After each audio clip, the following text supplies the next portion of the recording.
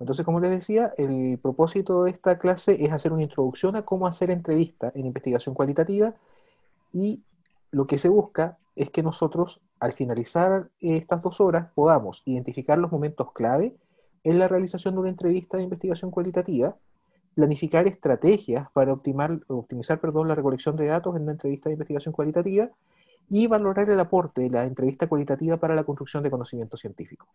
Esos son los resultados a los que deberíamos atender en estas 2 horas. Insisto, es una clase introductoria, así que hay algunos elementos que son un poquito más específicos de la entrevista que se pudiesen dejar para otras instancias y ustedes, bueno, van a tener mi correo, está ahí a un costado de la diapositiva, entonces me pueden contactar si necesitan información adicional. ¿Sí? Para iniciar, y les repito, para los que se sumaron recién, necesito que se presenten, pero como somos muchos, no podemos hacer una presentación individual, así que les voy a pedir que en el chat se metan a un formulario que está presente ahí, ¿sí? Que lo voy a volver a copiar. Y ese mismo formulario, que es muy similar a la inscripción, permite generar los certificados del curso. ¿Bien? Así que por favor ingresen, yo voy a dejar de compartir pantalla un rato porque les voy a mostrar los resultados de la encuesta. Que es esta pregunta la que me interesaba poder compartir con ustedes. Hay gente de distintas profesiones, hay algunos estudiantes también, ¿sí? Y cuando se les preguntó, ¿cierto?, qué experiencia tenían haciendo investigación cualitativa, tenemos gente que 13 de ustedes no tienen ninguna experiencia haciendo esto, hay 4 que han realizado algunos ejercicios asociados a investigación cualitativa, algunos lo han realizado en su tesis de posgrado, una persona, algunos lo hacen esporádicamente 4 y hay uno que las realiza de manera cotidiana como parte de su ocupación, así que espero que a esa persona que está muy entrenada en entrevista también le sirva la capacitación de hoy y obviamente todos pueden aportar comentarios, sugerencias o inquietudes. Entonces ahora vamos a iniciar la presentación. Para partir, lo primero que tenemos que ver, porque yo me imagino que algunos de ustedes ni siquiera están familiarizados con el concepto de investigación cualitativa, que es una forma de investigación científica, pero que se centra principalmente en los significados y en las construcciones sociales que se construyen en torno a la realidad. Entonces no se va a preocupar por la realidad objetiva o tangible, sino por la forma en que las personas y los grupos de personas van otorgándole significados a esa realidad. ¿Sí? Y eso hace que existan algunas diferencias importantes entre la investigación cuantitativa y la investigación cualitativa. ¿Ya? La investigación cuantitativa va a trabajar con el dato como información codificada numéricamente. ¿Eso qué significa? Que va a ir a observar la realidad y esa realidad la va a medir. Medir implica traducir las manifestaciones de la realidad en números que van a simbolizar el comportamiento de la realidad. Entonces, cuando un estudiante se saca un 7 en una asignatura en Chile, yo asumo que ese estudiante tiene todos los conocimientos que debería tener. El aprendizaje del alumno, yo lo mido y lo transformo en un número que simboliza su aprendizaje. ¿Sí? Entonces, lo que hace la investigación cuantitativa es trabajar con una realidad que sea matematizado, o sea, que sea traducido al lenguaje numérico. Por el contrario, en la investigación cualitativa, nosotros vamos a trabajar directamente con la complejidad del fenómeno, ¿ya? Y eso implica, ¿ya?, que nosotros vamos a realizar traducciones de la realidad, no vamos a trabajar directamente con la información, igual que en lo cuanti no se trabaja directamente con la información, sino que se traduce a números. Pero en investigación cualitativa, la realidad se va a traducir o se va a convertir en conceptos. Y nosotros vamos a trabajar o analizar la realidad conceptualmente. ¿Sí? Ahora, otra diferencia importante es que en investigación cuantitativa se asume que el dato preexiste. Eso significa que cuando yo voy a medir el aprendizaje de alguien, asumo que el aprendizaje ya estaba ahí, que yo simplemente voy a recolectar cómo se manifiesta.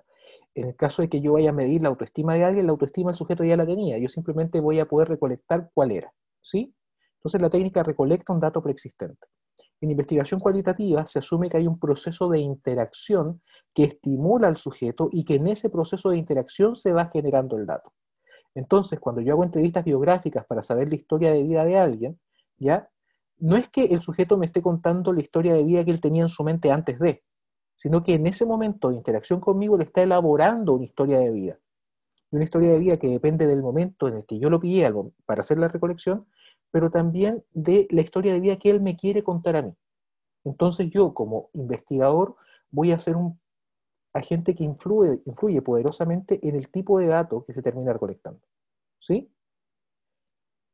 En investigación cuantitativa hablamos de recolección entonces de datos, porque el dato está preexistente, ¿cierto? Y se recolecta. En investigación cualitativa vamos a hablar de producción de información, porque entendemos que lo que el sujeto es o lo que el sujeto me va a mostrar se va a ir produciendo en el momento de la interacción.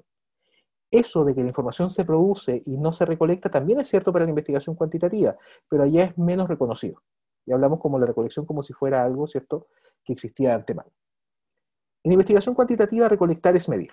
Recolectar implica acercarse a la realidad y poder obtener información que va a ser traducida numéricamente. En investigación cualitativa, producir información implica reflexividad, o sea, que yo como investigador voy a influir en la realidad que estoy conociendo y el sujeto que estoy conociendo también me va a transformar a mí. ¿Ya? Y por último, ¿cierto? En investigación cuantitativa el foco está en la calidad del instrumento de medición porque la prueba, la escala, el cuestionario o el dispositivo de medición es el que se encarga de hacer la transformación de la información en números. Por lo tanto, es el responsable de medir. En investigación cualitativa, ¿ya? Como el foco no está en la traducción a números, sino que está en poder abordar la complejidad de la realidad, hace que yo no pueda tener un instrumento mágico que pueda ajustarse a la realidad de cada sujeto, ni que pueda anticipar los procesos de reflexividad o de influencia recíproca que sea de la interacción. Por lo tanto, voy a tener un instrumento, voy a tener un guión de entrevista, voy a tener una pauta de observación, pero en investigación cualitativa es más importante cómo yo implemento ese instrumento en una técnica, más allá del dispositivo en sí mismo. ¿Sí? Por eso hay una preocupación que es propia de la investigación cuantitativa, que es que el instrumento tenga evidencia de validez y confiabilidad, ¿sí? O que me asegure que el instrumento mide lo que dice medir, ¿cierto? Que las mediciones sean precisas y que sean bien interpretadas. En investigación cualitativa, el foco tiene que ver con que la técnica sea adecuadamente implementada y que los resultados sean creíbles y auditables. Entonces, esto tiene que ver con el marco general de la investigación. Nosotros vamos a hablar de la investigación o del uso de la entrevista, perdón, en investigación cualitativa. ¿Ya? La entrevista también se pudiese utilizar en investigación cuantitativa, pero nos vamos a centrar nosotros en el segundo caso.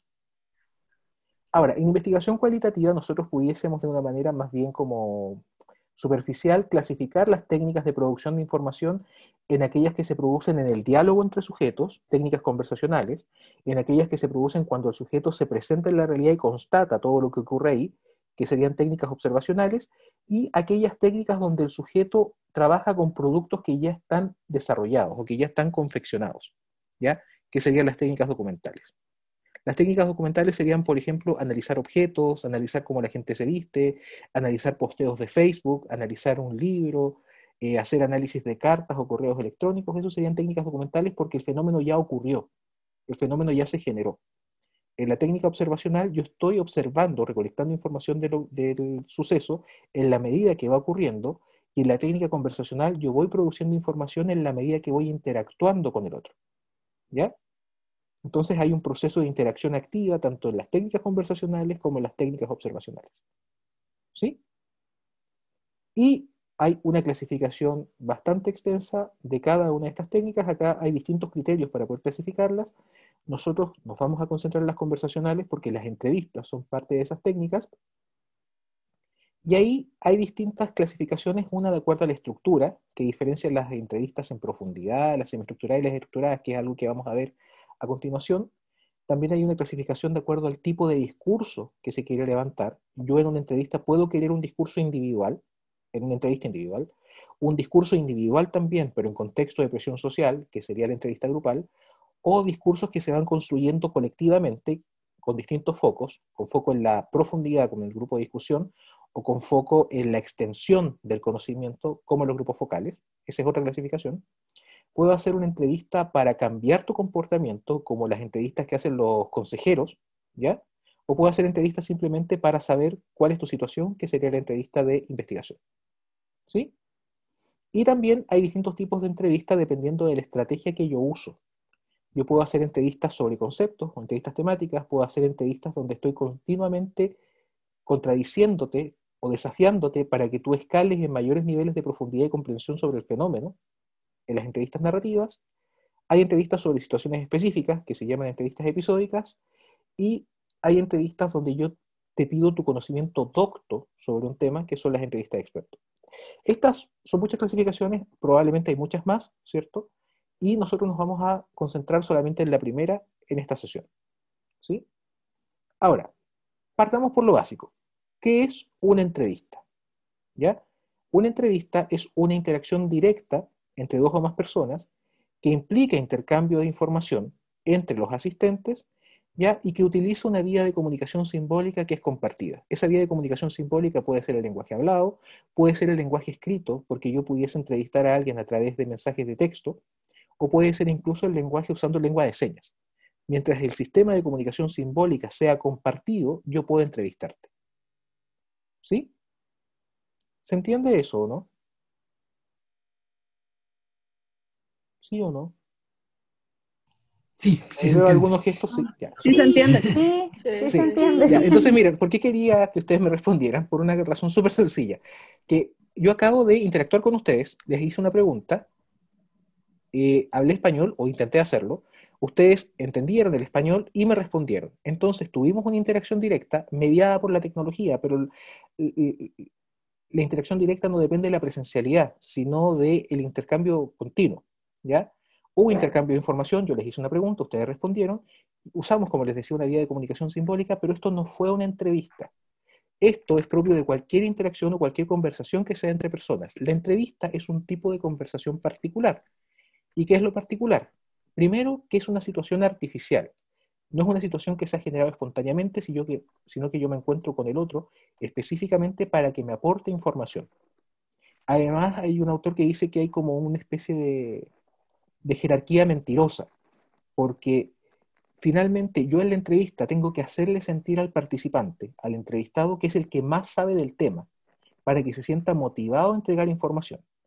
Pese a eso, ya que es el más importante porque es el que más debería saber o es su conocimiento el que más importa, el que sigue teniendo el poder de la interacción es el entrevistador, porque es el que define los temas, por dónde ir, por dónde profundizar, etc.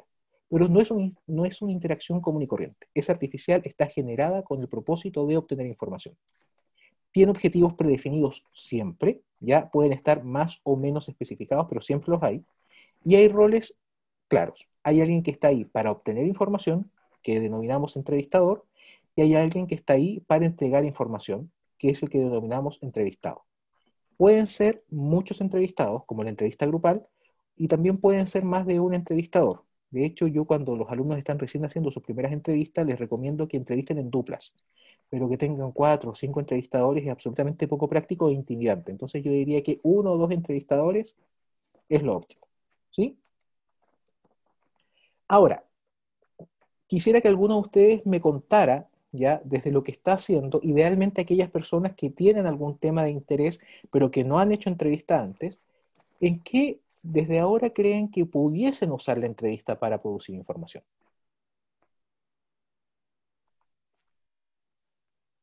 Yo tengo lo que pasa es que, por ejemplo, el tema de tesis que me interesa a mí tiene que ver con eh, cómo influye la identidad profesional en, entre comillas, el fracaso un poco de la educación interdisciplinaria.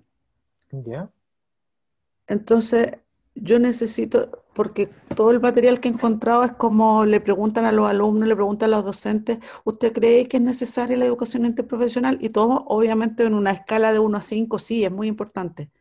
Pero eso no es la verdad. La verdad la tenemos cuando lo vemos en los hospitales, lo vemos en la universidad, cuando la enfermera dice, ah, ya viene el diostor, cuando el médico dice, llegaron las brujas. Y eso creo que es un gran freno a la educación interdisciplinaria. Ujú. Ahora, ¿cómo le pregunto cuál es su verdadera apreciación? Va a ser lo que me va a costar. Ya, mira, aquí hay varios temas interesantes. Lo primero es que en tu ejemplo hay dos cosas que permiten hacer las entrevistas y que son cosas diferentes. Usualmente nosotros pensamos que la entrevista sirve solamente para recolectar los significados que la gente le atribuye a la realidad, que piensa, que siente, que opina. Pero también la entrevista permite saber lo que el sujeto hace. Entonces tú puedes hacer entrevistas sobre las prácticas del sujeto. Mm. Y por ejemplo, yo trabajo harto con prácticas pedagógicas y el mejor método para evaluar prácticas pedagógicas es la observación. Estamos claros. Pero la observación te permitirá ver lo que el sujeto hace en 1 hora, en 1 hora y media, y está súper focalizado en un momento específico. Sin embargo, la entrevista te permite obtener información sobre las prácticas de los sujetos en los últimos 20 años, 30 años, etcétera, porque se la puedes preguntar a él, a sus colegas, a sus familiares. O sea, lo que el sujeto siente, lo que el sujeto piensa, lo que el sujeto hace, se puede recolectar a través de una entrevista. En primer lugar, ¿cierto? Lo otro es que aquí también hay que tener harto cuidado, y eso es algo que vamos a ver más adelante. Hay distintas formas de preguntar en una entrevista, y lamentablemente la forma tradicional en la que nosotros nos aproximamos a una entrevista no permite trascender la deseabilidad social. Los sujetos te dicen lo que creen que tú quieres escuchar, o lo que es correcto que alguien como ellos diga, ¿ya? Ahora, eso no significa que el sujeto esté mintiendo. En investigación cuantitativa yo me preocuparía si el discurso del sujeto es cierto o falso, correcto o incorrecto, pero en investigación cualitativa la pregunta es ¿qué rol está jugando el sujeto cuando te cuenta eso? Piensa que el sujeto siempre está jugando un rol como un personaje en el teatro, pero le cambias la obra de teatro. Entonces, por ejemplo, cuando tú ibas a un carrete y le contabas ese carrete a tu amiga, y le contabas ese carrete a tu mamá, y le contabas ese carrete a tu papá, le cambiabas la historia a cada uno. A cada uno le contabas una fiesta distinta. Pero no es que estuvieses mintiendo, no es el tema que le va a preocupar a la investigación cualitativa, sino qué rol estás jugando para armar ese discurso en cada momento. ¿Qué rol juegas y de qué manera ese rol influye en la forma en que tú le cuentas esa fiesta a tu mamá? ¿De qué forma ese rol influye en la forma en que se lo cuentas a tu papá? ¿Y de qué forma influye en la forma en que se lo cuentas a tu amiga? Entonces, cuando alguien te reporta con mucha deseabilidad social, un médico, ¿cierto? Que el rol de las enfermeras es tremendamente importante, y después lo ves que te dice que vienen las brujas, olvídate de preguntarte cuándo te mintió y cuándo te dijo la verdad. Pregúntate qué rol o qué personaje o qué factores influyeron en el discurso que apareció en cada momento. En qué estaba pensando, qué estaba pasando o qué estaba buscando en cada una de esas situaciones. ¿Sí? Eso es uno de los elementos que hay que considerar en la entrevista. No sé si alguien tiene algún otro tema que quisiera comentar. Sí, Belinda Carrión, yo soy de México. Belinda. Una de las cosas con las que me he enfrentado es que muchas veces dudo de la contestación que me hace la persona que entrevisto. Entonces yo no sé cómo puedes evitar de alguna forma orillar a que el entrevistado conteste de una manera que él supone que es la que estás esperando y no la real. Mira, un poco vinculado a lo que le respondía a Carola, eso tiene que ver con el tipo de pregunta que vamos a ver más adelante. Usualmente uno pregunta qué piensas, qué opinas, qué sientes, ¿ya? Ajá. Y ahí sería bueno intercalar con preguntas de experiencia, donde el sujeto te cuente qué ha hecho en determinados momentos. Te lo digo por lo siguiente: mi tema de investigación son las prácticas pedagógicas en docentes universitarios, ¿ya? Y la Sí. idea del diostor acá se convierte en la universidad en el diocente, ¿sí? Entonces los docentes tienen una idea bastante elevada de quiénes son, ¿ya? Y te cuentan principalmente las batallas ganadas cuando tú los estás entrevistando. Entonces te cuentan sus éxitos, ¿cierto? O los disfrazan como éxitos. Y Ajá. ahí es muy importante que tú complementes las preguntas temáticas, las preguntas descriptivas, con preguntas de experiencia para que te cuenten cómo ha reaccionado o qué ha hecho en determinadas situaciones, ¿ya? Si el Okay. sujeto te dice, yo soy súper planificado, soy súper organizado, ¿y qué haces tú cada día? Y ahí te vas a dar cuenta que el sujeto te va a tener que inventar una idea organizada y planificada, y a veces, por mucho que el sujeto lo intenta, no lo logra porque en la práctica su idea de orden está un poco distorsionada. También puedes plantearle preguntas hipotéticas o decirle, ya, y en tal situación, ¿qué harías? No me cuentes tu pasado, cuéntame qué harías en esta situación que te reta, en este incidente crítico, en esta situación desafiante. Y a partir de la respuesta del sujeto, tú vas a ver si efectivamente su capacidad de reacción o la forma en que él se comporta en el mundo se condice con el discurso que él te estaba contando inicialmente. Entonces, insisto, no tiene que ver con que el sujeto te esté mintiendo, Mamá, sino con efectivamente de qué manera, ¿vas a hacer ¿cierto?, pino? el discurso del sujeto se presenta ante ti de una manera Sí, mamá. idealizada, y de qué manera, y ahí después tú, como entrevistadora, tienes que tratar de sondear por qué te quiere construir ese ideal. La Ajá. otra alternativa también, cuando a ti no te interesa específicamente de manera biográfica e individual lo que hace, por ejemplo, Cristian Pérez, que soy yo, ¿sí? y te interesa lo que hacen los docentes de metodología de la investigación, otra estrategia es que le permitas al entrevistado echarle la culpa al empedrado, ¿ya? Entonces muchas veces yo no te voy a decir que hago las cosas mal, pero si tú me preguntas qué cosas hacen mal los docentes de metodología, yo ahí te voy a entregar mucha información valiosa sin tener que asumir la responsabilidad por los contenidos que te estoy mencionando, ¿ya? Ok. Esas son las dos estrategias que te pudiese mencionar por ahora, pero después vamos a ir avanzando en algunos tipos de preguntas que se pueden utilizar y que quizás pudiesen ayudarte en lo que tú me estás pidiendo. No sé si alguien más quisiera comentar. ¿Una sola persona más? Nosotros, yo, yo estoy con un grupo de investigación y en el fondo lo que queremos hacer es saber la opinión de un grupo de estudiantes, por ejemplo, de cierta metodología de enseñanza. Ujú. Bueno, ahí es importante, dependiendo de los objetivos de la investigación, ¿cierto? El poder ver efectivamente si a ti te interesa concentrarte en las percepciones, en lo que él ve, ¿cierto? Y diferenciarlo de las concepciones o de las expectativas, ¿cierto? Y las concepciones es lo que el sujeto cree que debería ser, las expectativas es lo que él hubiese esperado, o las aspiraciones. Y ahí también, muchas veces, si a ti te interesa saber la evaluación que el sujeto hace de la docencia, quizás lo que vas a tener que hacer es preguntar por estas cuatro cosas.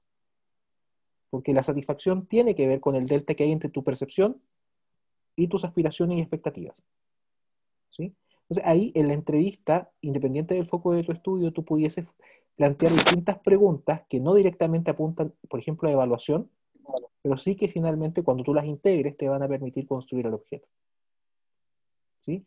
Ahora, recuerden también que las entrevistas, si yo quiero saber lo que le pasa al alumno, no necesariamente le tengo que preguntar al alumno. Tengo que preguntarle a todas las voces que tengan información sobre el alumno. Y obviamente dependiendo del estudio eso va a variar, pero a veces si quiero comprender la realidad del alumno también tengo que preguntarle al profesor, aunque me interese el alumno, aunque me interesa la experiencia del alumno durante el curso. Y a veces quizás, sobre todo ahora que ustedes están todo el día en la casa igual que yo, le puedo preguntar a la familia. Porque te apuesto que si el curso estaba súper pesado, tu mamá se dio cuenta.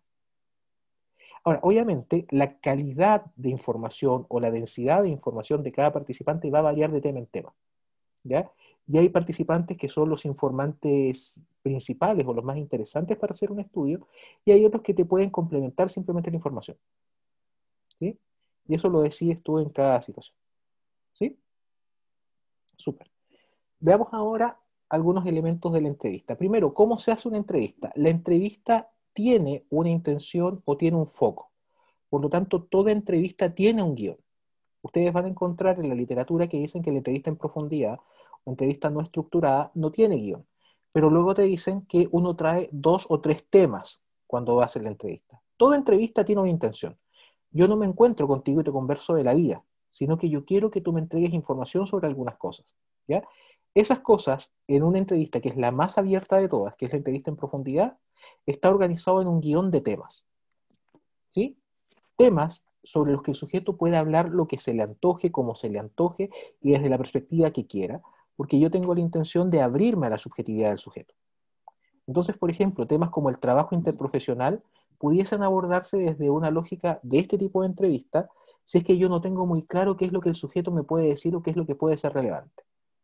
Cuando estoy abriendo la caja de Pandora con un tema nuevo, las entrevistas en profundidad son las ideales, ¿sí? Insisto, y acá el guión está definido como grandes temas. Como recomendación, para profundizar suficientemente en estos temas, ustedes no deberían tener más de 4 temas a abordar durante toda la entrevista, ¿sí? Luego, si ustedes ya tienen más o menos claro qué es lo que quieren abordar en cada tema, ustedes pudiesen hacer una entrevista semiestructurada, donde el guión está formado por los temas, pero también por subtemas, que son aspectos mínimos que yo voy a preguntar por cada uno de los temas, ¿sí? No sé si se va entendiendo la lógica. Lo importante es que acá en ningún momento estoy hablando de preguntas, estoy hablando de temas que voy a sondear con el otro, que se pueden tomar en el orden en el que el otro lo quiera y con las preguntas que vayan surgiendo en el momento como una conversación común y corriente, ¿sí? Una entrevista no es un cuestionario, una entrevista es una conversación, como decíamos recién, es una interacción entre dos personas con un propósito en particular, ¿cierto? y donde hay un intercambio de información. Pero nunca lo piensen como un cuestionario y mucho menos como un interrogatorio, ¿ya? No hay que pensar que vamos a ir a excavar en la gente, sino que vamos a conversar y producir información con la gente. Y hay otro tipo de entrevista que, además de los temas, además de los subtemas, tiene establecidos cuáles son las preguntas que yo le quiero hacer a cada sujeto, y además tiene establecido el orden en el que voy a hacer esas preguntas. Esa es la entrevista estructurada y su propósito es mucho más coincidente con la intencionalidad de la investigación cuantitativa, ¿ya? Es poder estandarizar el proceso de recolección de datos y hacer los resultados de todas las entrevistas fácilmente analizables y comparables, ¿sí? La entrevista estructurada, por su nivel de estructura, permite sacar frecuencias, por ejemplo, porque todos pasaron por los mismos estímulos, entonces yo puedo decir cuántos mencionaron el tema A, cuántos mencionaron el tema B, cuántos mencionaron el tema C. En la entrevista semiestructurada y en la entrevista en profundidad, como cada uno fue expuesto a distintas preguntas y el tema fue tomado en distinto orden, el cálculo de frecuencia se vuelve irrelevante, porque puede ser que un sujeto no lo haya mencionado, no porque no presente el valor, sino simplemente porque la pregunta jamás apareció en su interacción, ¿ya? Yo honestamente creo que por el nivel de rigidez que tienen, las entrevistas estructuradas son poco útiles para la investigación cualitativa. Si quieren usarlas, lo pudiesen hacer, no le encuentro mucha justificación, pero lo pudiesen hacer como técnica secundaria, porque no permite profundizar en los significados que el sujeto le atribuye a la realidad, ¿ya? Yo les recomiendo la entrevista semiestructurada, pero si fuera un tema absolutamente nuevo, obviamente la entrevista de profundidad sería la mejor. Pero en general, la semiestructurada cumple con los requisitos. Insisto, tenemos temas, ¿cierto? Subtemas que queremos abordar, y aquí las preguntas van a ir surgiendo en interacción con el participante, ¿ya?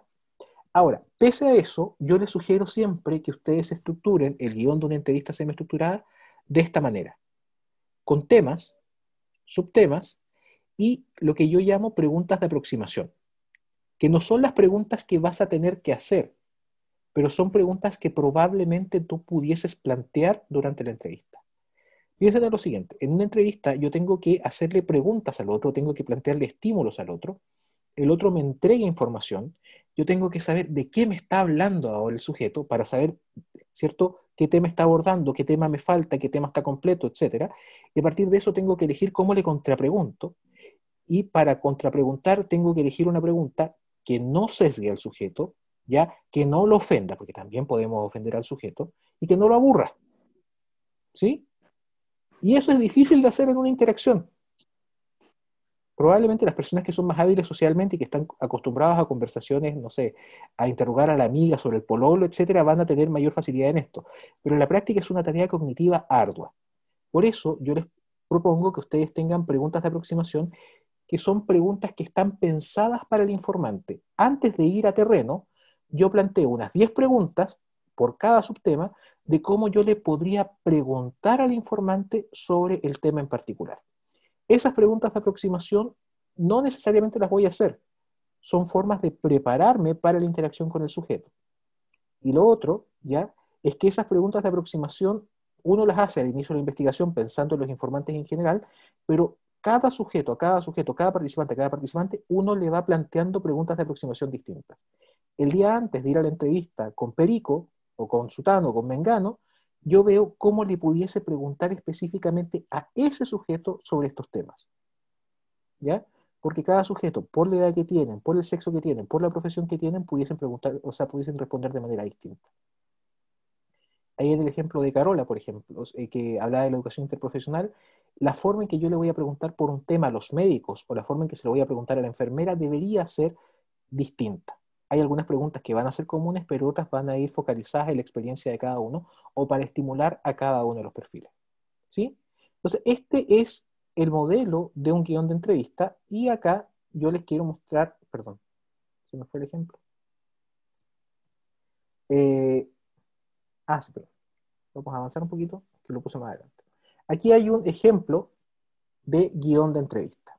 Entonces, si se dan cuenta, está definido en términos de temas. Por ejemplo, satisfacción con la asignatura, pensando en lo que decía Joaquín hace un rato, satisfacción con el docente y satisfacción con el rol del estudiante. Yo quiero saber cómo un estudiante se ha enfrentado al COVID-19, por ejemplo, ¿ya? cómo un estudiante se ha enfrentado a la docencia en línea o a una asignatura tradicional, y le voy a preguntar por estos 3 temas. Pero, como yo quiero que aborde algunas ideas específicas en cada uno de los temas, sobre la asignatura le voy a ir a preguntar específicamente sobre los resultados de aprendizaje, por ejemplo, si encuentra que los resultados son relevantes o no, si estaban claros o no, sobre los temas que se trataron, si eran coherentes con los resultados de aprendizaje, si eran relevantes, si eran exhaustivos, sobre los recursos que tenía disponible la asignatura, y eso es lo que yo quiero abordar en torno a esto. En una entrevista en profundidad yo iría solamente con el tema de satisfacción con la asignatura y ahí que el sujeto hable de lo que quiera. Pero en una entrevista semiestructurada el sujeto tiene que hablar por lo menos de estas 3 cosas.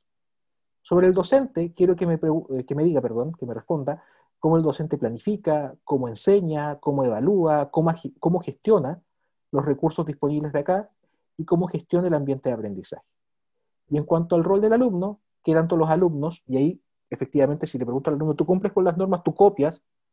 ¿Tú has plagiado un trabajo? Probablemente el alumno no va a querer responder, pero ahí le puedo preguntar, los alumnos copian, los alumnos transgreden las normas, los alumnos plagian trabajos, y ahí probablemente voy a obtener más información.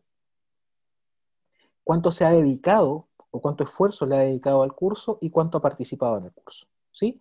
Este sería el ejemplo de un guión de entrevista. ¿Se entiende hasta ahí o no? Sí, se Sí, se entiende. entiende. Sí, sí. Súper.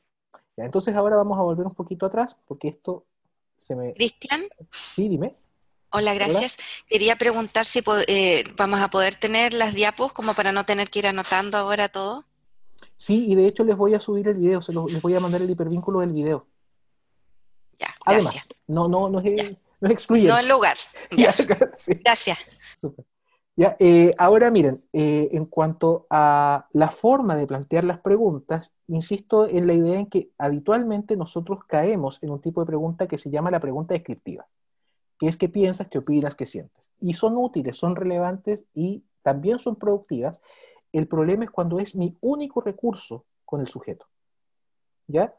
También tienen un problema dependiendo del tipo de participante. Belinda decía recién que, claro, o sea, efectivamente cuando el sujeto me quiere dar un tipo de respuesta, este tipo de preguntas van a trabajar mucho en el terreno de los ideales, y el sujeto difícilmente se va a salir de ahí.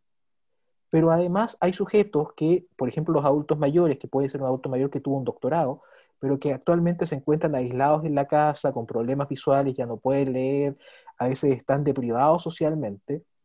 Entonces son personas que van a tener problemas para responder preguntas muy abstractas. Personas con limitaciones intelectuales, niños, por ejemplo, muy pequeños, van a tener muchísimos problemas con preguntas abstractas de este tipo, pero no con otro tipo de preguntas. ¿Cómo cuáles? Por ejemplo, las preguntas estructurales. ¿Ya? Las preguntas estructurales son de 2 tipos. Yo al sujeto le puedo pedir que jerarquice información. Por ejemplo, ¿qué fue lo más difícil de este semestre en línea? ¿Qué fue lo más fácil de este semestre en línea? Si tuvieras un problema, ¿quién sería el primero al que acudirías para contarle ese problema? Entonces a ello le pido el más o el menos de lo que sea.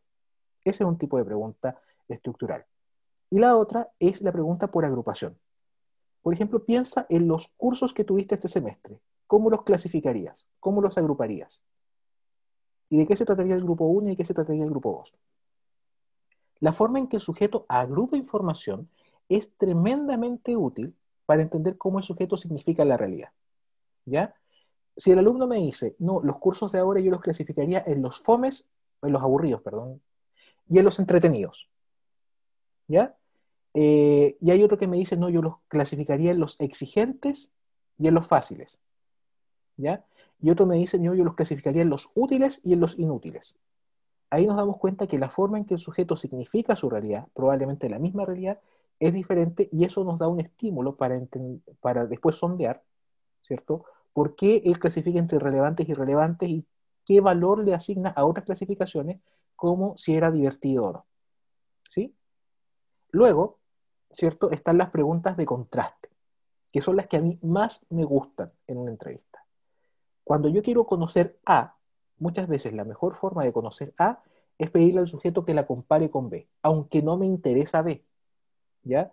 Entonces, si yo quiero saber qué es lo particular o característico de este semestre en línea, le pido al sujeto que lo compare con el semestre anterior. Me interesa un comino el semestre anterior, no me interesa para nada, pero a partir de la comparación pueden surgir elementos que al sujeto, ni para el sujeto estuvieron suficientemente claros cuando le hice preguntas descriptivas. ¿Sí?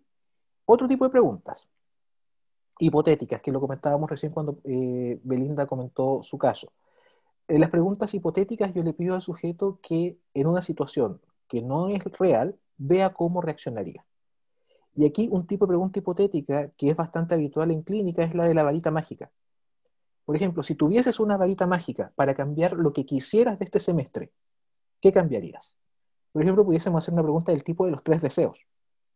Si pensando en este semestre en línea pudieses pedir 3 deseos para cambiar 3 cosas, ¿qué cambiarías? Por ejemplo, ponerle una situación crítica. Imagínate que estás preparando esta charla donde tienes más de 50 inscritos y se te cae el internet. ¿Qué harías? ¿Ya? O cae SurveyMonkey. ¿Ya?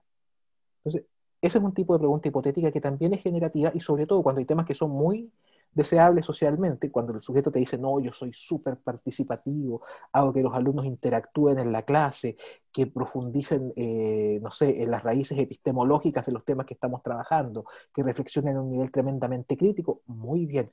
Y si usted tuviera que hacer una clase ahora sobre este tema, ¿cómo lo planificaría? Cuénteme. Y ahí vemos si efectivamente es o no es lo que él me está diciendo.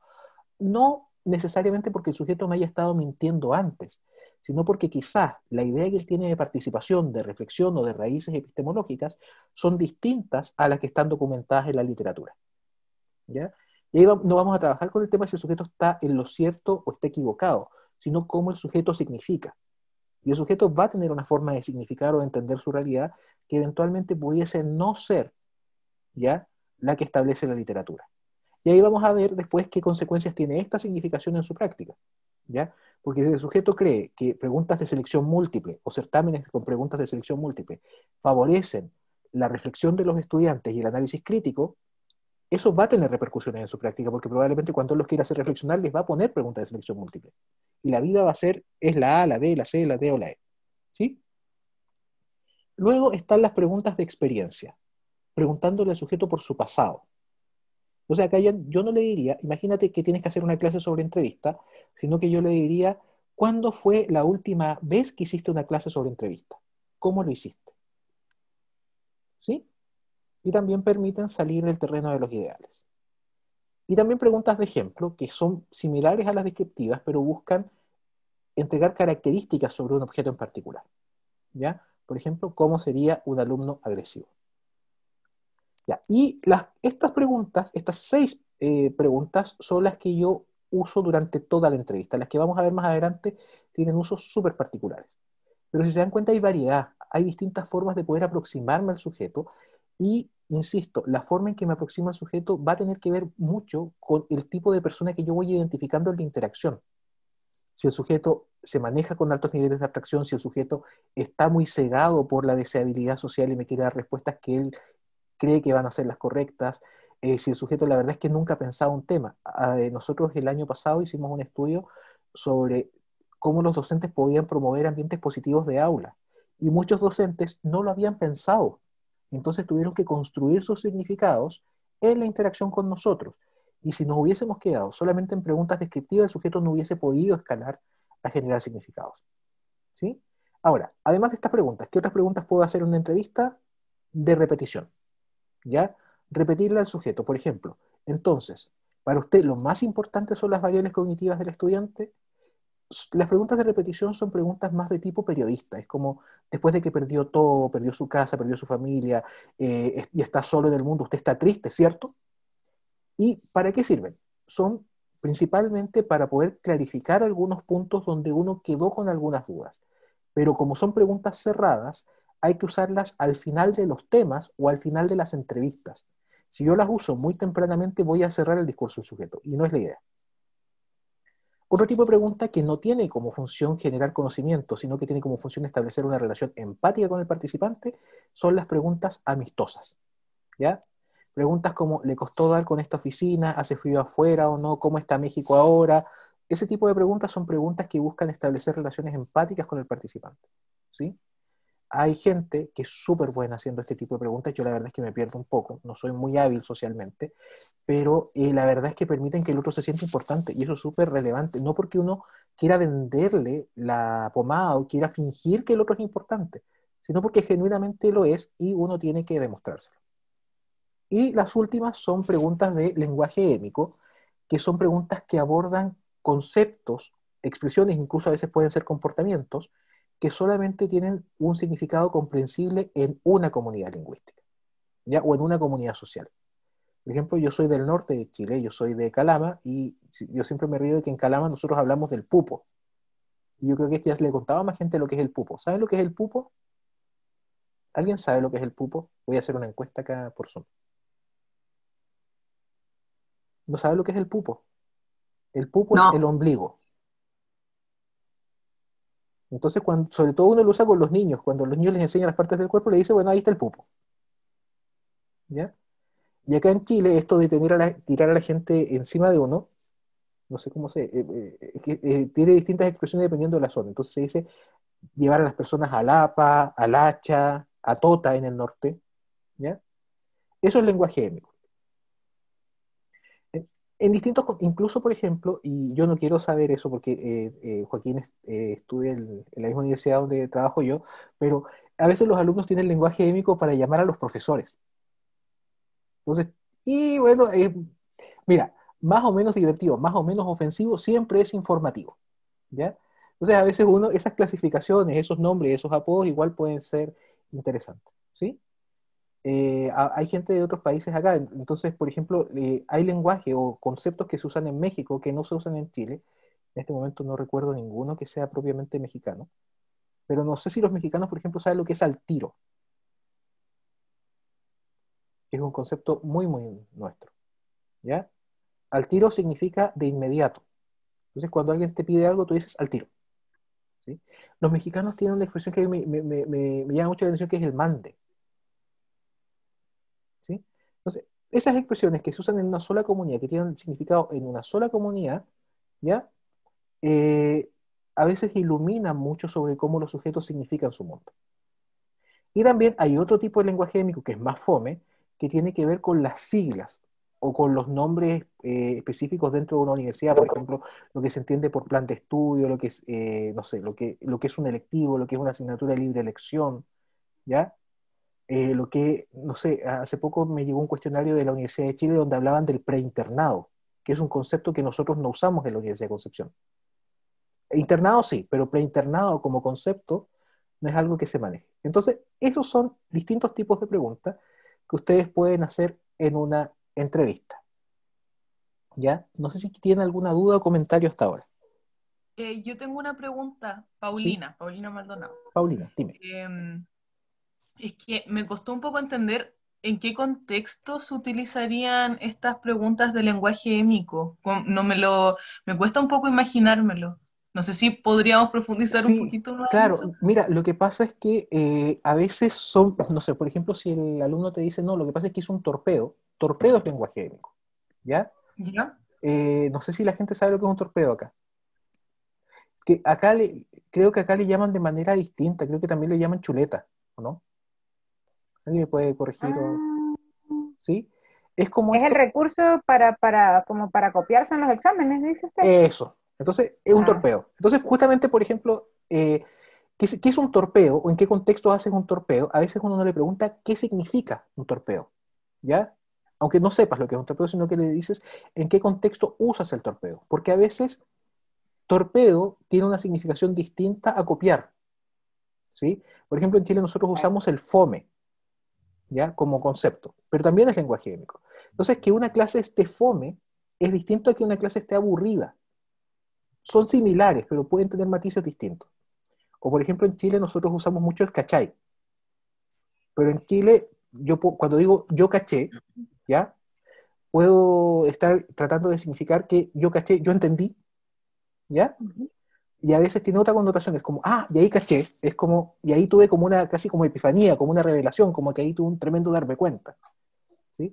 Entonces, en esos contextos que a veces son expresiones cotidianas, tú si le preguntas al otro qué significa, por qué la usa, ¿ya?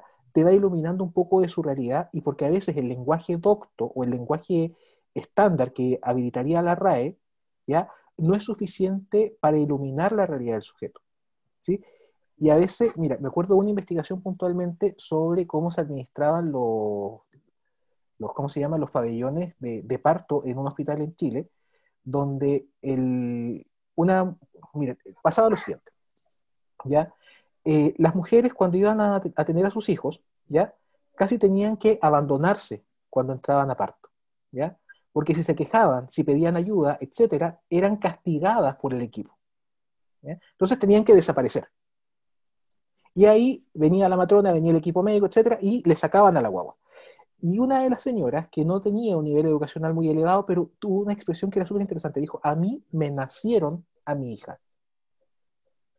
Y en el "a mí me nacieron a mi hija", en ese concepto émico, ella encerró toda la realidad de pasividad obligada a la que la sometieron al momento de tener a su niño. ¿Sí? Entonces, eso es un poco la idea del lenguaje émico. A veces el lenguaje émico no te aporta mucho, pero a veces la forma en que llaman algo encarna una compleja realidad que efectivamente te va a permitir entender mejor lo que le está pasando al sujeto. ¿Sí? Y como les decía, también hay lenguaje émico, por ejemplo, no sé, tenemos un UCO, hay que ver el UCO, hay que ver el FONDES, hay que ver no sé qué, todo eso en nuestra realidad académica tiene un significado, pero son puras siglas. Entonces también hay que develarlas, hay que ver qué es lo que significa, etc. ¿Sí? Y a veces ocurre que el sujeto tiene solamente la idea. Por ejemplo, a mí también me parece que hay conceptos que parecen no ser émicos, pero finalmente lo son, como la idea del alumno integral o de la formación integral. Porque todos decimos que queremos hacer formación integral y queremos que los alumnos sean integrales y queremos que sean profesionales integrales. ¿Y qué es un alumno integral? ¿Qué es un profesional integral? Y muchas veces lo que les va a pasar es que se dan cuenta que el sujeto tiene un dominio ilusorio de algún concepto, o tiene un dominio excesivamente superficial del concepto, o a veces la idea que él asocia al concepto está lejos de lo que propone la teoría. ¿Sí? Porque no quiero decir está errónea, pero por lo menos pensar está lejos de lo que formalmente se debería comprender por el determinado concepto. ¿Sí? ¿Se Sí, entiende hasta ahí, o no? Sí, sí, Paulina. en ese sentido, la idea de las preguntas de lenguaje émico nacen como a raíz de algo que dijo el entrevistado. Eso era lo que no entendía tanto. Sí, Ah, ya. claro. Ahora puede ser porque el entrevistado lo dijo o porque tú sabes que se usa ese concepto. Ah, ya. Sí, Ya. ¿Ya? allí yo quería hacer una acotación, Sí. profesor. Por lo menos yo estoy estudiando el lenguaje metafórico que se utiliza para expresar la experiencia con padres y profesores de personas diagnosticadas con el trastorno del espectro autista, ¿sí? A esos sujetos se les suele llamar sujetos azules, Ujú. ¿sí?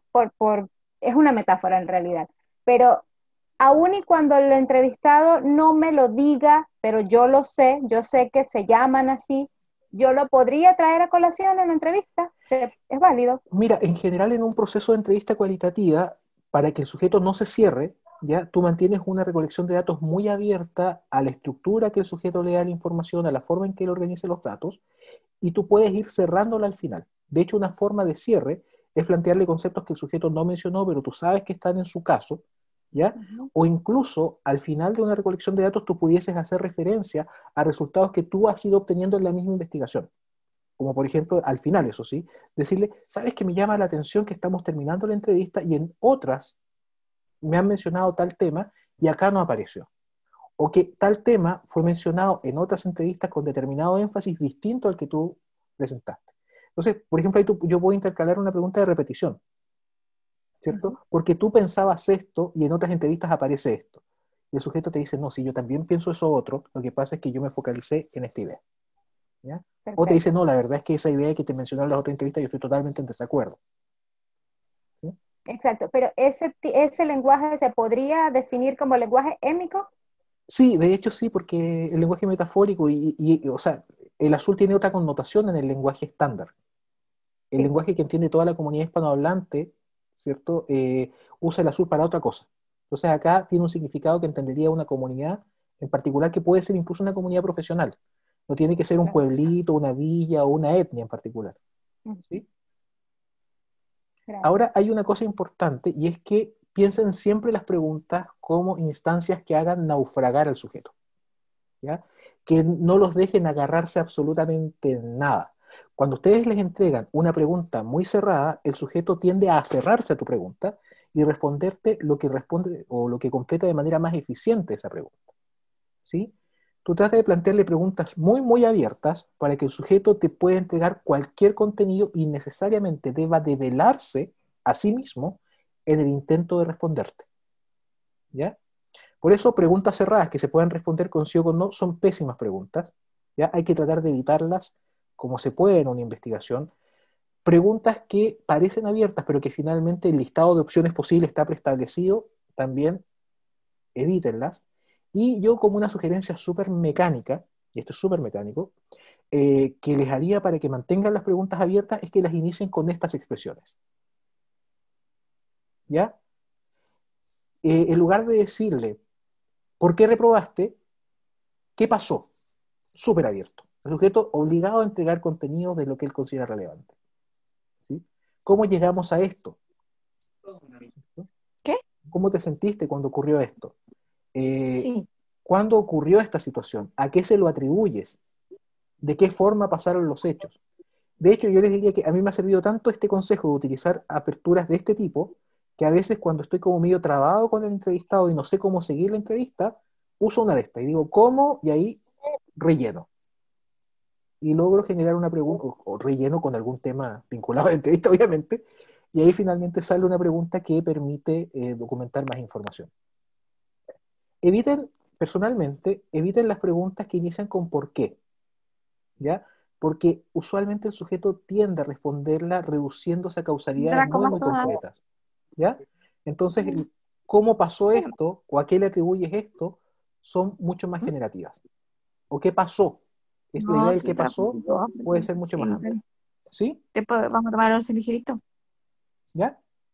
Entonces, ¿estamos claros hasta ello, no? Ahora, volviendo al guión de entrevista que les mostré hace un rato, ¿qué preguntas creen ustedes que pudiésemos formular en cada caso? Yo creo que todos estamos familiarizados más o menos con esto. O sea, en una asignatura está la asignatura, pero está el docente y también están los alumnos. ¿Se les ocurre alguna pregunta que se pudiese redactar para este guión?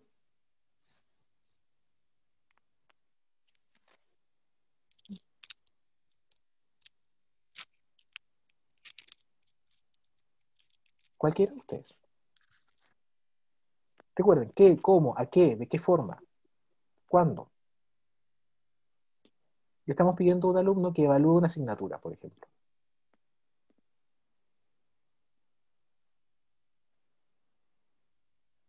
Yo ¿Hay? creo que, ¿Mm? no, yo creo que ¿Sí? una pregunta interesante es como, ¿qué haría distinto? O sea, ¿qué le hubiese gustado como el tema como de la varita mágica? Ujú. ¿Cómo él habría solucionado los problemas?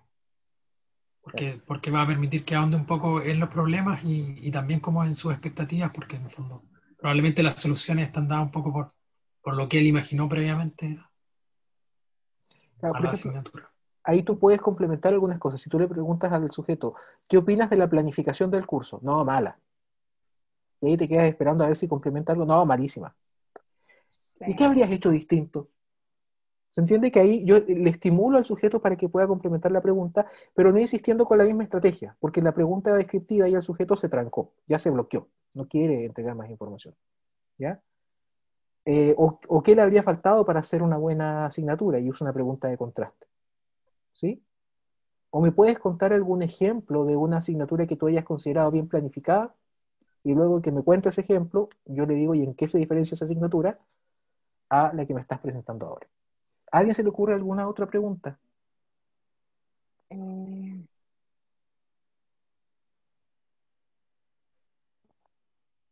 Podría ser de qué forma cumplieron las normas los estudiantes. Claro, ¿de qué forma cumplieron las normas del estudiante? ¿Cuáles fueron las normas que... Y ahí tú puedes intercalar con preguntas, por ejemplo, de estructura. ¿Cuáles fueron las normas que más acataron los estudiantes? ¿O cuáles fueron las normas con las que los estudiantes tuvieron mayores problemas? ¿Sí? Exacto.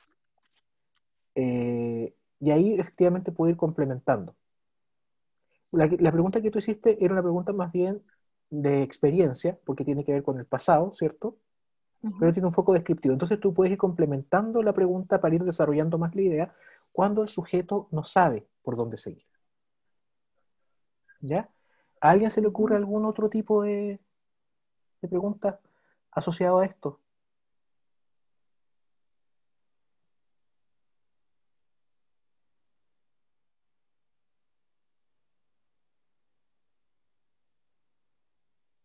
¿Cómo realiza la planificación de su curso?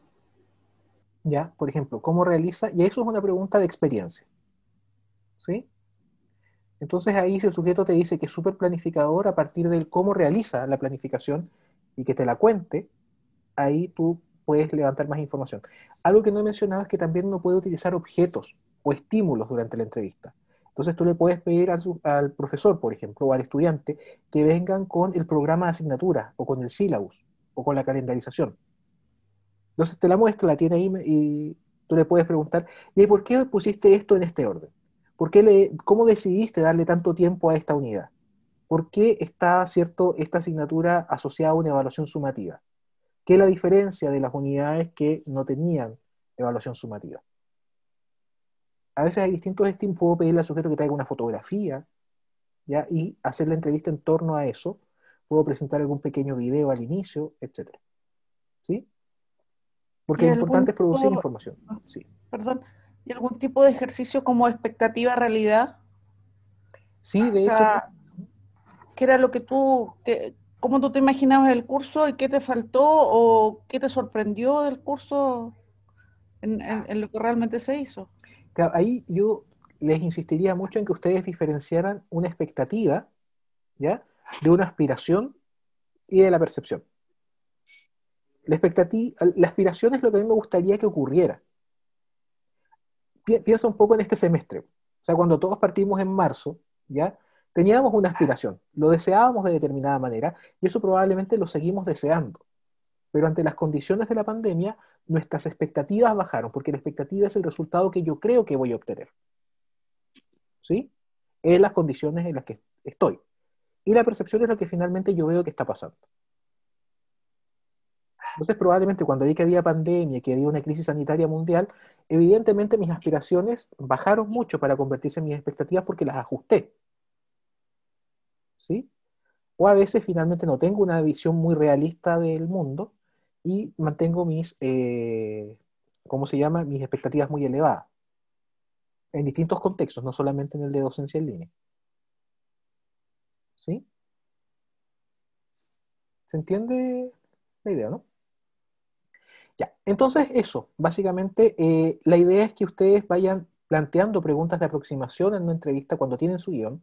Tengo definidos cuáles son los temas, insisto, 5 temas es un exceso porque voy a finalmente desaprovechar la entrevista haciendo una revisión muy superficial de lo que quiero saber, ¿ya? Defino luego los subtemas estableciendo elementos clave del tema que tienen que ser abordados y por eso es muy importante que ustedes tengan un marco teórico que los sustente y los guíe en la elaboración del guión.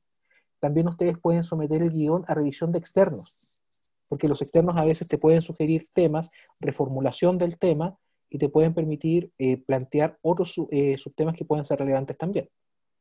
¿Sí? Y luego, como les decía, siempre redacten todas las preguntas de aproximación que puedan, aunque después no usen ninguna. Pero créanme que hacer una entrevista sin haber pensado antes cómo preguntar cada cosa es muy difícil. Por eso es mejor tener más o menos reflexionado desde antes. Sobre todo cuando son temas valóricamente cargados y tengo muchas posibilidades de ofender al entrevistado. ¿Ya? Ahí tengo que pensar también cómo lo pregunto de una manera que no sea ofensiva. O cuando tienen que ver con temas de salud, como por ejemplo voy a hablar del autismo de una manera respetuosa, contenedora, ¿ya? Y eso también lo tengo que ir pensando para cada participante. Si voy a hablar de temas de autismo con los padres, es un tipo de pregunta. Con un padre que, por ejemplo, tiene un niño autista desde hace muy poco tiempo, con un padre que tiene hartos años con un niño autista, las preguntas van a ser distintas. Si voy a hablar con el profesor, son otro tipo de preguntas, aunque el tema sea común. ¿Sí? Y hay un elemento importante y es ver cómo va evolucionando la interacción en la entrevista. Toda entrevista y todo proceso de recolección de datos cualitativo parte por un momento de desconfianza, donde hay una tremenda incertidumbre de todos los asistentes, del entrevistador y el entrevistado, ¿ya? Y hay una incertidumbre sobre el otro. La entrevista es una interacción social, entonces yo le puedo caer mal al otro, puedo desagradarle al otro, y eso va a bloquear la entrevista, ¿ya? El entrevistado tampoco me conoce a mí, entonces también hay incertidumbre, y ambos tenemos incertidumbre sobre el tema, sobre qué recepción va a tener el tema en este encuentro, sobre exactamente hacia dónde quiere dirigir el entrevistador el tema, esa es una inquietud del entrevistado, y por el otro lado, qué me puede entregar realmente el otro sobre el tema, es una inquietud que también va a estar presente ahí. Eso hace que en este proceso, en el momento de desconfianza, la recolección va a ser muy, muy, muy parcial, ¿ya? Y va a estar muy, muy, muy obstruida, ¿sí? Entonces, la idea es escalar a una etapa de exploración, donde empezamos a evaluar la relación, donde la idea, y ahí ustedes como entrevistadores tienen que esforzarse en caerle bien al otro, en mostrarse transparentes ante el otro, en dejar de ser amenazantes y en generar una asimetría cognitiva en la relación. Yo no sé nada, tú lo sabes todo, me interesa lo que tú sabes. Yo llevo años estudiando el tema, soy especialista, pero me interesa un comino mi especialidad, necesito saber cómo tú comprendes el mundo. Eso es lo relevante hoy, eso es lo que nos convoca hoy, ¿ya?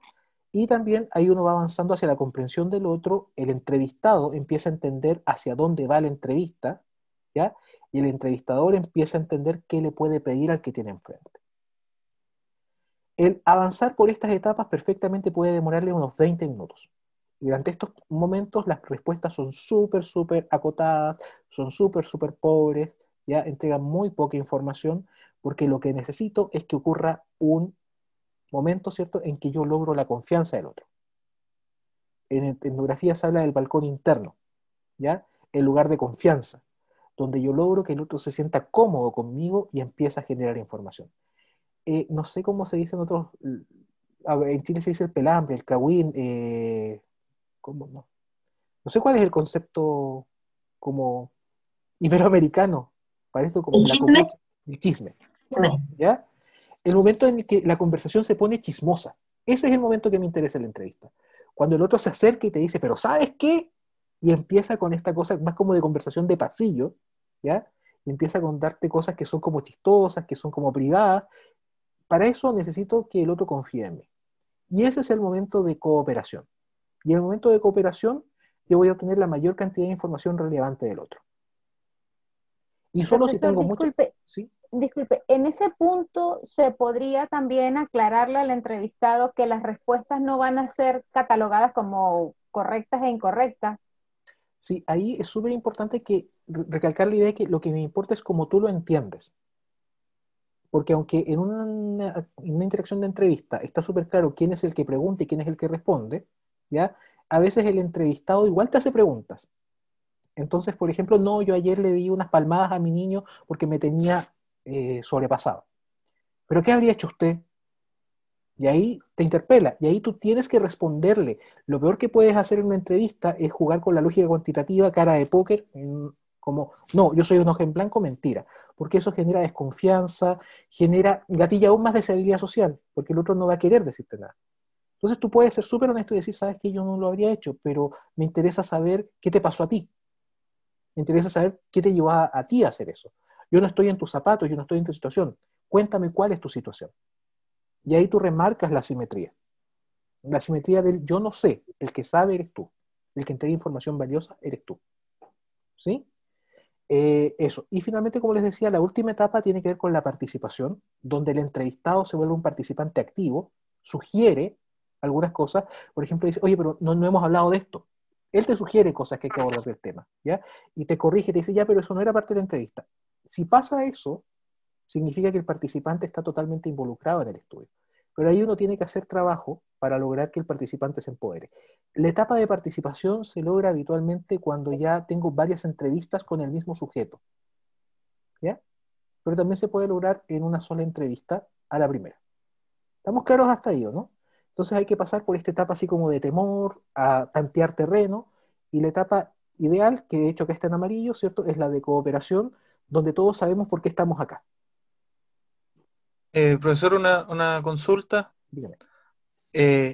Lo que pasa es que me ha tocado veces en que entrevistas que están poco más pensadas o que han resultado con con otras personas, ciertos casos quedan demasiado cortas, como que el entrevistado no quiere dar mucha información o como usted dice, no se genera ese vínculo de confianza. Y para eso le quería consultar una experiencia suya de como qué recursos puede usar, qué casos son quizá el lenguaje, quizá no sé qué cosa usted ha hecho Mira, en ciertos casos donde no se ha generado confianza. mira, siempre, a ver, en general lo que tienes que mostrar siempre es atención a lo que el otro te está diciendo. Y eso es extenuante. A mí me cansa un montón, pero siempre mostrarte pendiente, mirar al otro a los ojos, mostrar que te interesa lo que el otro hace. Si el otro se está volviendo algo cerrado, una de las estrategias que yo hago es mostrarle que esta labor es compartida. Entonces yo le digo, no sé, tengo el guión, y para que el otro no se sienta casi como interrogado, le digo, ya, mira, ahora vamos en este guión, o sea, en este tema del guión, ahora avancemos a este. ¿Ya? Cuando el sujeto está un poco reticente, compartir la experiencia puede ser útil. Y algo que yo hago bastante es siempre poner cara de tonto. Así como, ay, sí, como no entiendo nada, no comprendo nada. Sabes que el generar asimetría cognitiva, en Chile se dice de otra manera, ¿ya? Pero el generar esta experiencia donde te muestras excesivamente inocente y excesivamente ignorante, facilita que el otro empiece a hablar. Esa es mi estrategia, ¿ya? Porque yo con las preguntas amistosas soy pésimo, porque no las sé seguir tampoco, ¿ya? Eh, en la práctica, a ver, ¿alguna experiencia donde me haya tocado a alguien tremendamente... bueno, también cuando son coentrevistadores, cuando son dos entrevistadores presentes, si tú te das cuenta que tiene muchos problemas contigo, trata de tasar qué tan bien va la relación con el otro entrevistador, ¿ya? Porque a veces lo que ocurre es que tú le caíste mal, y ahí estamos medianamente sonados. Entonces lo que hay que hacer es que empiece a interactuar más con el otro, ¿ya? Y lo otro es transparentar un poco el propósito de esto, ¿no? Porque a mí lo que me interesa es saber lo que usted opina, porque para mí es súper importante el obtener su información.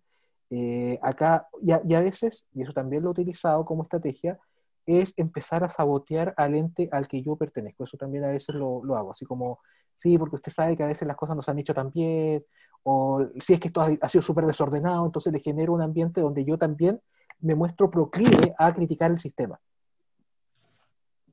¿Ya? Sí, eso no lo hagas de manera muy activa por lo siguiente, porque puedes sesgar el discurso del otro. Entonces, cuando el otro se queja por algo o critica algo, tú muestras activamente que, sí, sí, no, sí, lo entiendo. No, sí, obvio. A mí me pasaría lo mismo. Esos como comentarios donde le demuestras que su experiencia es válida, te pueden servir en la interacción. Pero como te digo, la actitud inicial es súper importante. El no entrar muy pedante y el siempre entrar medio como tonto. ¿Ya? Así como, sí, la verdad es que no entiendo ni una cosa acá, necesito que usted me ilumine. Que en la práctica también es verdad, porque el universo de significados del otro tú no lo conoces. Entonces, efectivamente, no sabes lo que el otro te va a decir. ¿Ya? Ahora, en términos concretos, en un proceso de entrevista, hay una actividad, o sea, hay 4 grandes actividades en un proceso de entrevista que son la preparación, la introducción, el desarrollo y el cierre durante la interacción con el otro. ¿Ya? Y en la preparación esto parte con agradecer, uno entra y se va agradeciendo, eso es súper importante, ¿ya? Es lo más importante en la investigación para que el otro se sienta grato. Luego hay un proceso de consentimiento informado, donde yo le explico los propósitos del estudio, donde le explico las garantías de voluntariedad, de participación libre, ¿cierto?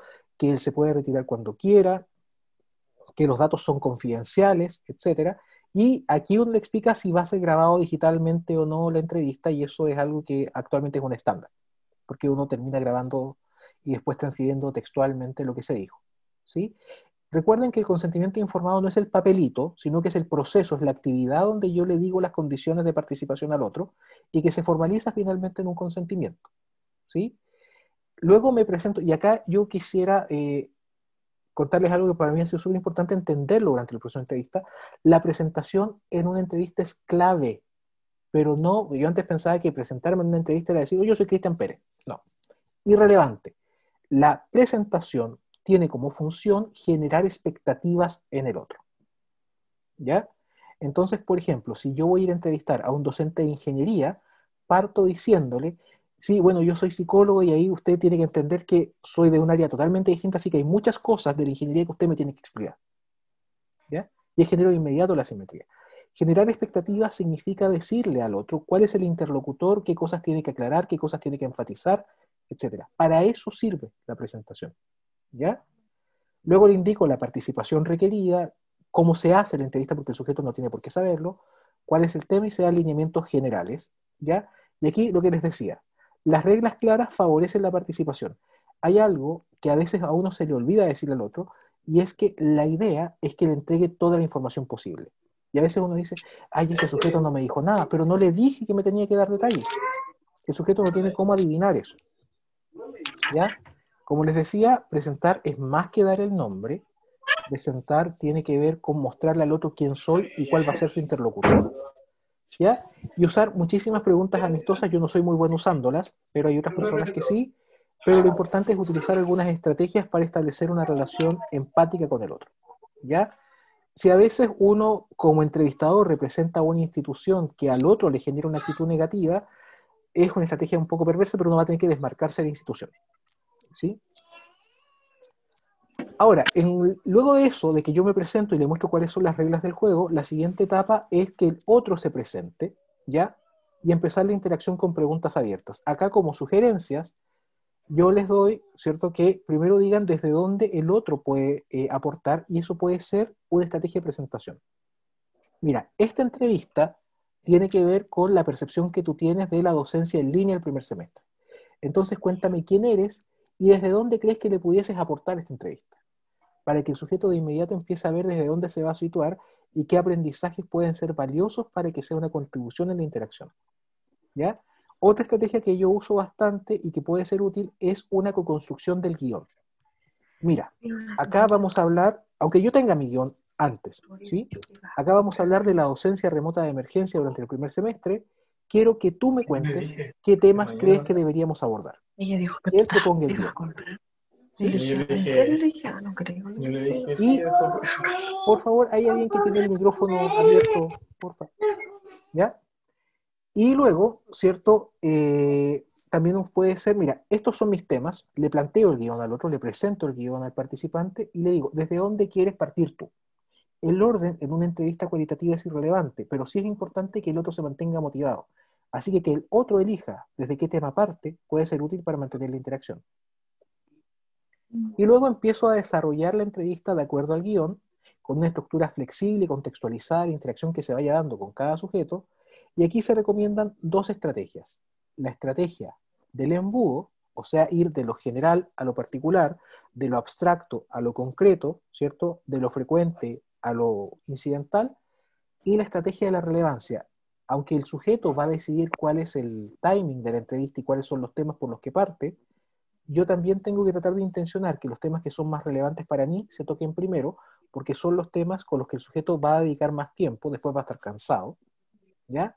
Y además también siempre puede ocurrir que el sujeto diga, oye, ¿sabes que me tengo que ir ahora? Y se acabó la entrevista y me dejó con muchos temas relevantes sin abordar. Aquí lo importante es que ustedes como entrevistadores encaucen la interacción para que se mantenga en los temas que les consideren, que consideran relevante para el guión. Puede ocurrir que aparezcan temas que el sujeto menciona que no estaban en el guión, pero yo me doy cuenta que de todas maneras son relevantes para el objeto de estudio y ahí lo incorporo. El guión se va modificando durante la investigación cualitativa. Limiten las salidas, eviten que el sujeto se salga de los temas y ahí ustedes efectivamente le pueden decir, ya, pero recuerda que el tema es este. Y siempre en una lógica muy de amigo, muy cercana, muy amable, muy de ayúdame, porque de hecho le están pidiendo ayuda al otro. ¿Ya? Y esto es lo más extenuante de todo, estar atento a lo que el otro dice, de qué me está hablando, qué tema y subtema está tocando, y qué le falta por comentar. ¿Sí? Y para el cierre de la entrevista, velen porque efectivamente han cumplido el guión. Una buena entrevista dura en Quali, dura por lo menos unos 40 minutos y se extenderá cuando es una entrevista individual lo que el otro quiera. Cuando es grupal, son 90 minutos máximo y uno establece el tiempo de antemano y el tiempo se respeta, sí o sí. Pero cuando es individual, uno se sacrifica y deja que el entrevistado vea cuánto quiere hablar. A nosotros nos ha pasado con adultos mayores y nos ha pasado, por ejemplo, con padres con niños con autismo, que los papás están medio solos, los adultos mayores están medio solos, Entonces la entrevista es de 2 horas y media porque es primera vez que el entrevistado tiene a alguien con quien hablar. Y ahí uno, como quiere la información, se queda y escucha. Al cierre uno confirma y puntualiza algunas cosas y usa preguntas de repetición, se despide, agradece de nuevo, ¿cierto? Y deja el final abierto. O sea, dice, oye, ¿será posible que nos volvamos a juntar si es necesario hacerte una segunda entrevista? Muchas veces, a ver, en general a uno no le interesa el participante específico, sino que el participante es una voz de una realidad social. Por lo tanto, no necesito que sea esa voz la que me habla. Pero en algunas investigaciones en particular yo me doy cuenta que el antecedente solo lo tiene él, ¿ya? O la investigación se trata de él como en un estudio biográfico, ¿ya? O puntualmente yo creo que él puede ser el informante más relevante y le voy a volver a preguntar, ¿ya? Entonces por eso es importante el final abierto. Sobre el cierre, como les decía, usen preguntas de repetición y algo que yo aprendí con el tiempo es que como el sujeto es solamente una voz entre muchas voces de la realidad, no necesito agotar el guión con el sujeto. Si el sujeto lleva 1 hora y media hablando del tema 1 y mi guión tiene 3 temas, pero durante esa hora y media me ha entregado información relevante, esta entrevista se va a tratar del tema 1. Y el tema 2 y el tema 3 se los preguntaré a otras personas. Antes, cuando yo empecé a hacer la entrevista, yo quería que se tocaran los 3 temas, entonces el sujeto estaba hablando de cosas muy interesantes, muy informativas, pero yo lo forzaba a saltar el tema siguiente y perdí información. Con el tiempo entendí que eso no era necesario. Y esta entonces es la secuencia de una entrevista. Entonces, muchas gracias. No sé si, creo que nos ajustamos al tiempo, nos quedan 10 minutos. No sé si tienen dudas, comentarios, inquietudes, reparos. Yo quisiera hacerle una pregunta. ¿Sí? Sí, muy clara la exposición. Frente a un contexto, una institución de salud, yo estoy trabajando en un proyecto con médicos residentes, tratando de investigar sobre la influencia de la cultura organizacional en el clima de aprendizaje. Lo ideal es que el entrevistador sea alguien externo a la institución.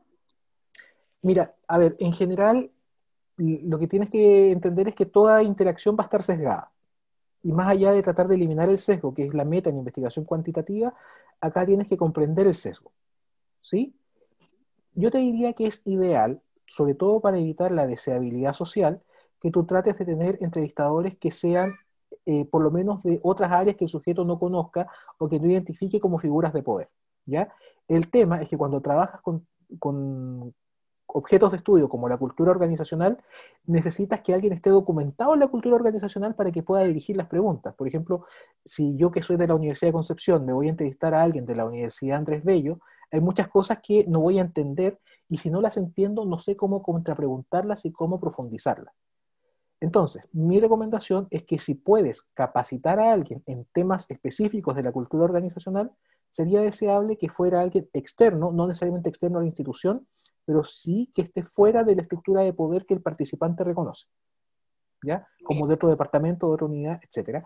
Y si finalmente no tienes los recursos, porque a veces no se puede, uno quisiera los ideales, pero ¿cierto? No se alcanzan, tú puedes tener a alguien que sea de la unidad, pero tratar de identificar de qué manera, quién era, afectó la interacción.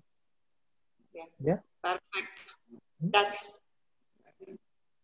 No sé si alguien tiene alguna otra duda, voy a ver el chat, a ver si hay algo por acá. Sí, yo pregunté algo por el chat.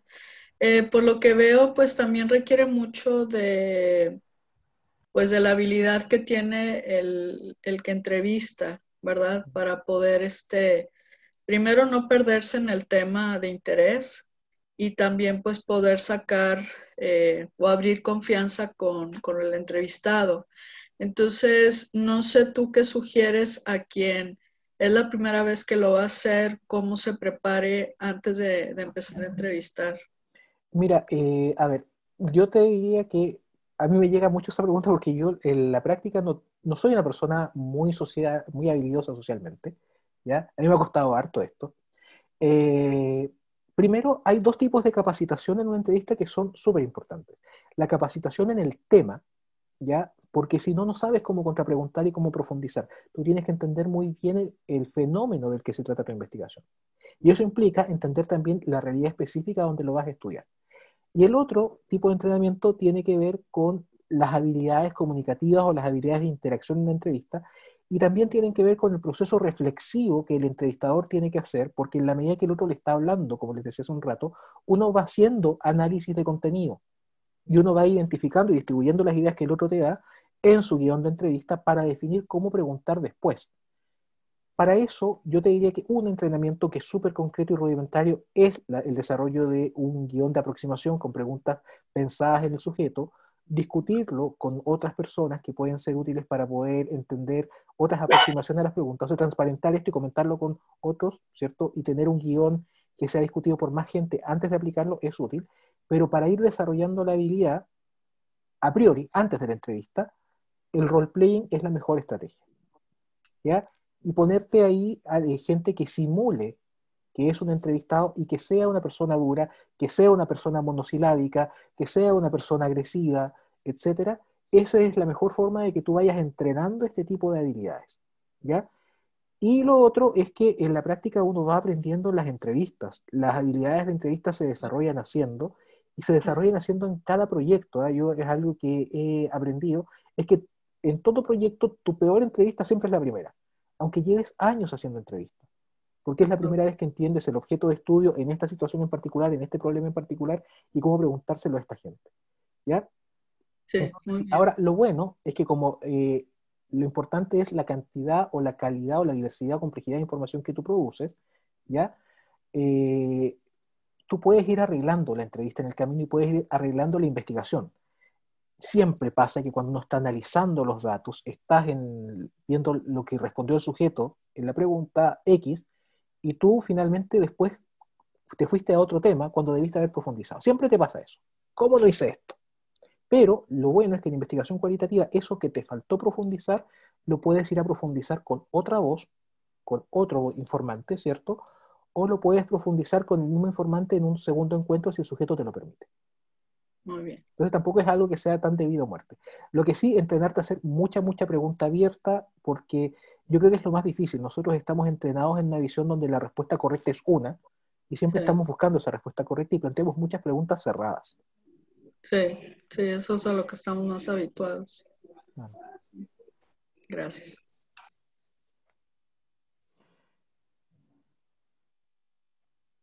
Ya, aquí me preguntan qué pasa cuando hay un participante que empieza a hacer catarsis y no se empieza a centrar en el tema.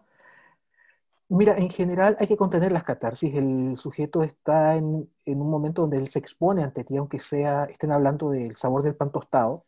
El sujeto se expone, entonces en retribución tú tienes que contenerlo, tienes que estar disponible para poder escucharlo, y en la medida que tú puedas, cuando tú le pones bien claras las reglas del juego al inicio, el sujeto es más fácil que lo puedas reconducir, pero cuando el sujeto está criticando algunos temas específicamente, tú puedes engancharte de aquellas cosas que él va diciendo y tratar de armar la conexión con el tema.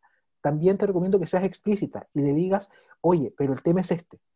¿Sí? Recuerda que estos son los temas, y ahí nuevamente, cara de tonto, pero recuerda que los temas que tenemos que abordar son estos, es súper interesante lo que tú me estás diciendo, pero para que no se nos vaya el tiempo, ¿qué te parece si nos concentramos en esto otro? ¿Sí? Y cuando el sujeto efectivamente hace una catarsis, el otro que les iba a decir es que a veces, y yo también lo he evaluado, sobre todo con adultos mayores, a veces estás en la entrevista y tú le preguntas qué es lo más difícil de lavar la loza, y el sujeto te dice, yo nací en tal año, nací en tal pueblo, estudié en tal escuela, y te empieza a dar te empieza a dar su biografía, y una vez que una de las participantes me dijo, sí, lo que pasa es que yo estoy sola todo el año, y a mí mis vecinos no me hablan, y me hablan solamente en verano porque me encargan sus casas cuando se van de vacaciones. Después de que me dijo eso, y empezó a decir su biografía, yo dije, esta biografía la escucho, ¿ya? Porque en términos de retribución este sujeto lo necesita. Y ahí tú finalmente después te focalizas en la entrevista más adelante. Eso no es como un regalo, porque también va a tener una retribución en permitir que el otro genere una relación de confianza contigo. Y muchas veces, que pasa mucho cuando las entrevistas son sobre los niños, que los papás terminan hablando de ellos mismos, ¿ya? Muchas veces es bueno decirle, ay, qué interesante lo que usted me cuenta de usted, pero ¿y de qué manera eso repercute en el niño? Y ahí tú vas haciendo vínculos con el tema que realmente te interesa. Y cuando son catarsis emocionales y el sujeto se quiebra, efectivamente tienes que contenerlo. Contener es escuchar, estar ahí, y cuando te das cuenta que para el sujeto es algo tremendamente terrible o difícil, una responsabilidad que debería estar consignada en tu proyecto de investigación es tener claro los canales de derivación.